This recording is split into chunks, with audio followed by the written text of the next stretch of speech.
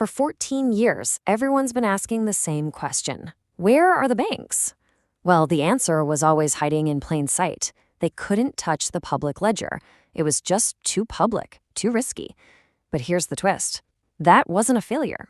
It was all a buildup to what's happening right now. Today, the institutional dam is finally breaking. Look, if you click away, you're not just missing another crypto update. You are ignoring the biggest structural change in institutional finance in, a decade? Maybe more?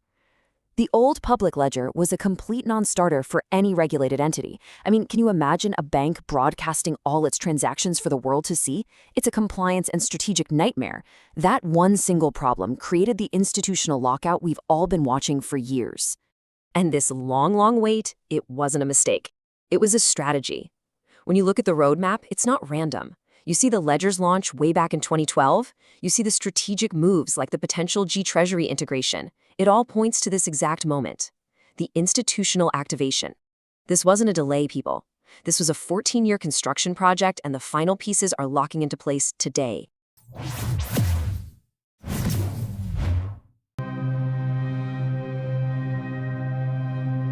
So let's get right into it. Part 1, the 14-year bottleneck. It all comes down to why institutions simply couldn't use the public ledger. Let's be absolutely crystal clear on this. The whole problem boiled down to a lack of on-ledger privacy and built-in compliance tools. Without the ability to create permissioned private environments and ensure every single counterparty was vetted, well, institutions were locked out. They had a supercar, but no secure highway to drive it on. And this slide really shows you the night and day difference. On the left, you've got the past, right? A totally public ledger, massive compliance risks, basically a giant keep-out sign for big money. But on the right, that's the new reality. We're talking permissioned access, built-in tools for KYC and AML. This isn't just a simple upgrade. It's like flipping a giant switch from closed to open. So part 2, the keys unlocking the floodgates. We're talking about 2 specific amendments that change literally everything. So how did this happen? It wasn't magic. It was deliberate engineering. The keys that are unlocking this institutional access are 2 specific, powerful amendments to the ledger's code. And these are not just ideas on a whiteboard. They are active and changing the entire game as we speak. Okay, here's the 1-2 punch that makes it all work. First, you've got permissioned domains, which are now live. Think of these as private, compliant, VIP rooms right on the ledger where institutions can operate safely. The second key is the permissioned DEX, or decentralized exchange, which is activating right now. This allows those same institutions to trade assets securely, but only with other vetted participants. The activation sequence is happening as we speak. Okay, Section 3, G-Treasury's 13,000 bank network.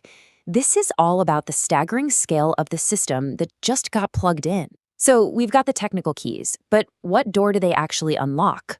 This is where you realize this isn't about 1 or 2 banks testing the waters. This is about connecting into a massive, pre-existing global finance network. Just let this number sink in for a second. 13,000. That's the potential number of banks and major corporate clients that can now tap into this new infrastructure. We're talking about institutions that can now, for the very first time, seriously consider moving off those slow, archaic fiat rails and onto instant, efficient settlement. The pipeline has just been connected to the reservoir. Let me be direct. You're watching Crypto Global News, and if you're doing that without a subscription, you are fundamentally missing the alerts that matter. This isn't entertainment. This is about staying on the timeline. This liquidity tsunami we've been tracking, it's here. Click that subscribe button now so you don't get left behind. And this brings the question home, especially for our US viewers. With this tech now live, a major American bank will inevitably be among the first to make a public move. The question is, who will it be? After you're done here, head over to our community post and drop your prediction. I'm curious to see which institution you think will break the news first. So part 4 is crucial, fulfilling the Holy Grail. This is about validating a strategy that's been in the works for over a decade. The main point is that none of this is an accident. This moment is the planned, deliberate fulfillment of a strategy that was articulated for years. This was always the endgame. And you don't have to take my word for it. This quote from Ripple's Dilip is historical proof. He called the shift from simple fiat connectivity to direct XRP settlement the Holy Grail. For years, they had the water, XRP, but no vessel to carry it for institutions. This new privacy and compliance layer, is that vessel. The Holy Grail has been found.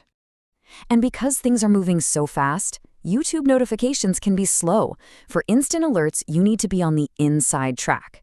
Pull out your phone, scan the QR code on the screen, or just use the link in the description to join our private Telegram.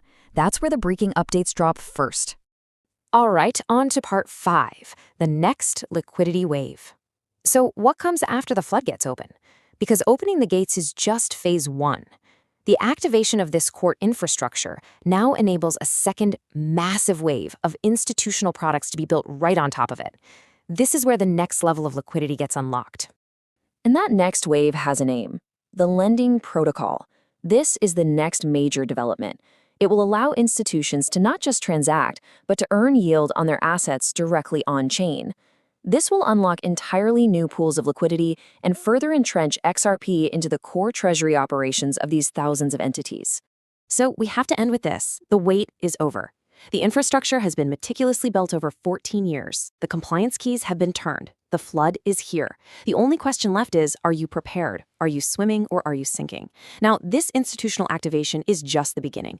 The real wave is what this new lending protocol enables. In our very next explainer, we are going to break down exactly how this protocol works and how it's about to create the first institutional yield tsunami directly on the ledger. You do not want to miss that analysis. I'm putting a card on the screen right now. Click it. It'll take you directly to that next explainer. I'll see you there. Stay ahead in the crypto market. Subscribe now for the latest global news and updates.